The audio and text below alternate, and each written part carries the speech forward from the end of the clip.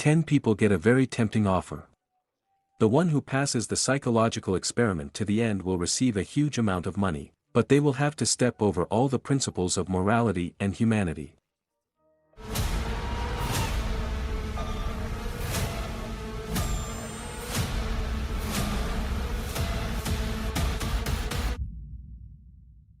An ordinary morning in a big city. A car is driving along the road, in which completely different people are sitting. A young man remembers how a beautiful girl approached him and offered to participate in a psychological experiment, which is very well paid. And it is unclear what attracted him more, a girl or money. A young couple is riding in the same limousine, who with great delight calculates the funds they will receive as a result of the work. A woman is sitting next to me, who is also happy with the expected fee. And nearby, a guy with glasses is watching the news, which says that the suspect escaped from the crime scene, and draws attention to a girl who is clearly depressed by the upcoming ordeal. The limousines drive up to another building, and a voice from the speaker greets the participants of the experiment, warning that they will be filmed for all 7 days. Later, the voice orders to leave all their personal belongings in the lockers, and then warns that the subjects may get into an immoral situation, so this is the last opportunity to refuse to participate. Some are wary, but nevertheless go further. Going down the stairs, the company finds itself in a large hall, in the middle of which there is a set table, and a scoreboard with numbers lights up on the wall, but what they mean is impossible to understand. There are delicious dishes on the table, and in the middle of it there are figures of Indians, which, like people, are exactly 10. Nimble men rush to try the food. Everything is very tasty. The company is accepted for lunch, and then one of those present offers to get acquainted. He's a doctor. His girlfriend is Wakana, a manicure master. The student participates in the experiment for the sake of money. Mizu is a web designer, but Iwai only gives his name, without revealing his profession. Swana is a former secretary. Yuki came here at her invitation and in search of money. Footy is a housewife. The hustler begins to list the places where he worked, and it becomes clear that this person managed to participate in many dubious enterprises. The last one is businessman Anda. His architectural firm has gone bankrupt and he needs money. And then a voice coming from one of the figures on the table invites everyone to the abode of paranoia. The Indian introduces people to their robot assistant, who is asked to be called a guardian. He does all the dirty work and protects people. This message is puzzling. Do they really need to be protected from someone? And the robot includes a video broadcast, which explains the rules that people are required to follow. After 10 in the evening, everyone should stay in their room. Otherwise, the guardian will eliminate the intruder. This raises questions again. In what sense will it eliminate? If a crime happens, they should investigate it. Whoever finds the criminal will present him to the others, who must vote and thereby decide the fate of the accused. If a person is found guilty, he will be sent to prison, which the guardian will help with. The experiment will end in 7 days, or when there are only 2 survivors. The voice falls silent, leaving people completely perplexed. And the hustler also begins to escalate the situation, assuming that there may be a psychopath or a murderer among them, and they don't even have phones. Yuki suggests simply not to harm each other, because, apparently, this is the essence of the experiment. People agree with the guy. The voice announces the free time. The housewife and the designer go to wash the dishes. The woman assumes that her young friend most likely has a child, does not have a manicure, and she looks tired. The smart guy who entered, after looking at the housewife, suddenly recognizes her as the headmistress of the school who bullied the children. The woman starts to get nervous and walks away. Meanwhile, the doctor and his girlfriend persuade the student to join their couple in order to support each other in voting. The guy promises to think about it. And then there's the hustler again, to whom Iwai resembles a serial killer. The doctor is puzzled, while the businessman studies the bunkers, finds traces of blood on one of the doors. Soon everyone gathers in the break room. The businessman, after seeing alcohol, confesses to Yuki that he suffers from this disease. The guy advises to overcome addiction, as his father did, to promise himself every day that today he will hold out without the addiction. The man listens to his advice. Meanwhile, a housewife and a student find a drawer with the detective's accessories, and then the woman turns her attention to a shelf with books. It looks like all the masterpieces of this genre are collected here. The secretary also goes through the volumes and gives one of the volumes to the housewife. It's time to sleep. Yuki accompanies the secretary and admits that he is a coward. The girl smiles and encourages him. The guy goes to his room and notices that there is no lock on the door, but a camera peephole is visible in the wall. And then he sees a strange iron box in the middle of the room. The same boxes are found in the rooms of the other players. Yuki opens it and sees an iron poker inside, and at the bottom there is a note in which the strange words "beating to death" are written. But then a voice orders to turn off the light.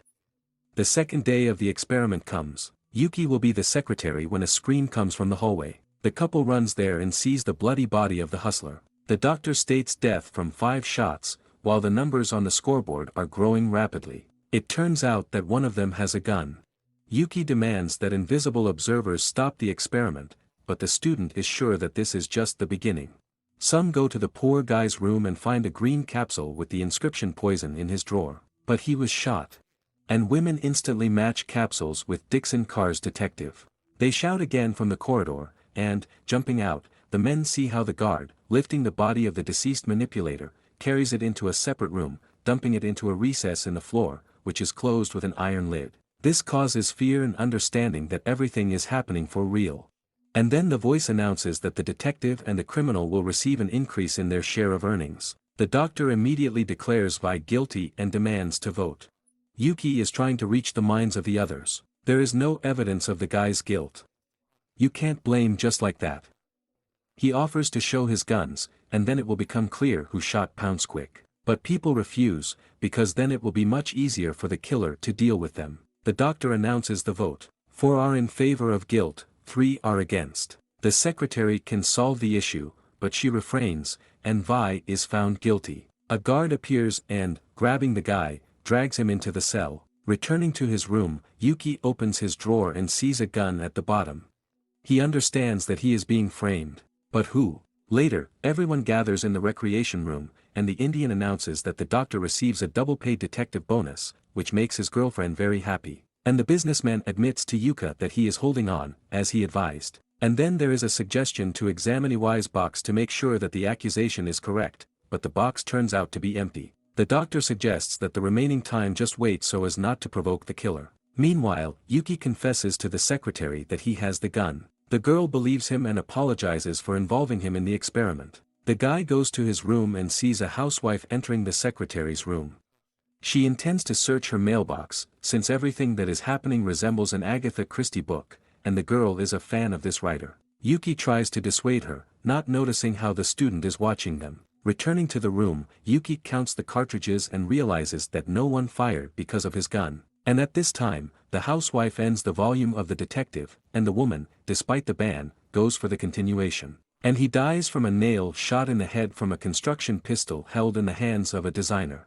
In the morning, her body is found in the hallway. The student examines the nail when the businessman reports that her box is also empty, and the numbers on the scoreboard are growing. And then the student accuses the secretary of murder, because the housewife suspected her. He offers to vote, but Yuki stands up for the girl. And then the doctor pulls out a knife, a weapon from his drawer, and demands that the secretary show her weapon. The businessman tries to take away the knife, but the doctor accuses him. Why would an elderly person get involved in such a thing? And he reveals the truth. His son died here 6 months ago, and he was so busy with his own affairs that he allowed it and wanted to see everything with his own eyes. So this is not the first experiment. The man suggests patrolling the corridors, as he calculated that the guard moves at intervals of 10 minutes and always clockwise. Yuki and the secretary are the first to go on patrol. The girl thanks him for his protection and refutes his claim that he is a coward. And then they notice that the guard suddenly turns towards them, and barely have time to hide behind the ledge. Soon they are replaced by one designer, because Wakana did not show up. Yuki volunteers to be on duty with her. Meanwhile, the doctor and Wakana retire to one of the burial niches, but the girl feels awkward and leaves. The doctor is also heading for the exit when the ceiling collapses on him. In the morning, his body is found by the others, but they do not understand why the ceiling fell. Wakana, in shock, promises to kill anyone who ruined her future husband. And then the ceiling twitches, and looking out, everyone sees a student with a remote control in his hands, which controls the ceiling. But the guy claims that he found the thing in the hallway and runs to his room, where he shows his weapon, a crossbow. He even shoots it, but Wakana, who burst into the room with an axe, cuts the guy in half, and then cuts her throat. The numbers on the scoreboard are steadily growing, and it turns out that this is the number of views of this creepy show that is being shown to the whole world. The rest come to the conclusion that it was not the student who controlled the remote control. Later, the women set the table, and the designer throws some kind of drug into a pitcher with a drink, and then at the table she admits that she has a son for whom she must survive. At night, Yuki goes to her room. He noticed the marks on her hands. The woman admits that she tried to take her own life several times, but now she has to live to save her son, who needs a heart transplant. And then the guy falls. The drug she took from the housewife's drawer began to take effect. She admits that she was afraid of the woman and points a construction gun at the south, but he manages to push the killer away and crawl out into the corridor. The girl catches up with him when a guard appears in the corridor. Yuki manages to jump into the room, and the designer gets a bullet from the robot. Juxtaposing everything, Yuki realizes that it was the Guardian who killed the Quickie. In the morning he wakes up and explains everything to the others. People understand that a man came here to die, and leave his money to someone close to him, and set them up against each other on the instructions of the organizers of the experiment. They were looking for a non-existent criminal until the real murders began. Yuki offers to get rid of the weapon and give up the gun. The businessman also puts his sharpener on the table. The sixth day comes. Arriving at the recreation room, Yuki sees a businessman fiddling with a gun. An elderly man admits that today he had a desire to survive, although he was coming here for death. In the morning, Yuki does not find a weapon on the table, rushes to look for the remaining ones and sees the cell doors open, and then finds the businessman's bloody body. And then Vi grabs him. His doors suddenly opened, and he was given the freedom to kill. It was he who activated the remote control, which he then threw to the student. He had a lot of fun watching Wakana take revenge on an innocent man, because he really is a serial killer.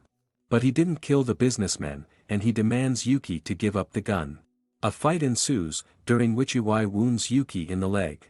The opponents get out to the rest room, where the secretary takes him at gunpoint. She is preparing to shoot the killer when Yuki remembers manipulating the businessman's weapon and asks the girl not to shoot. Iwaya pulls out a gun and emits a hook, but the shot goes in the opposite direction and kills the villain. The couple does not understand how this can happen when the Indian announces the end of the game. The doors open and people come out, while the businessman suddenly opens his eyes and gets out of the grave. The employees take out the sum of Yuki's winnings when the secretary admits that she works for the organizers. She was the one who released Iwai, and she also planted a gun on Yuka. The girl does not answer the guy's questions. Instead, she gets in the car and drives away. And then a businessman comes out of the gate. As expected, there are two of them left. The men are walking towards the city, and Yuki suddenly throws out a bag of money. A mixture of 10 little Negroes, an experiment and a mafia game leads to one conclusion. Before agreeing to participate in any experiment, carefully read the fine print in the contract, so as not to get unexpected surprises later.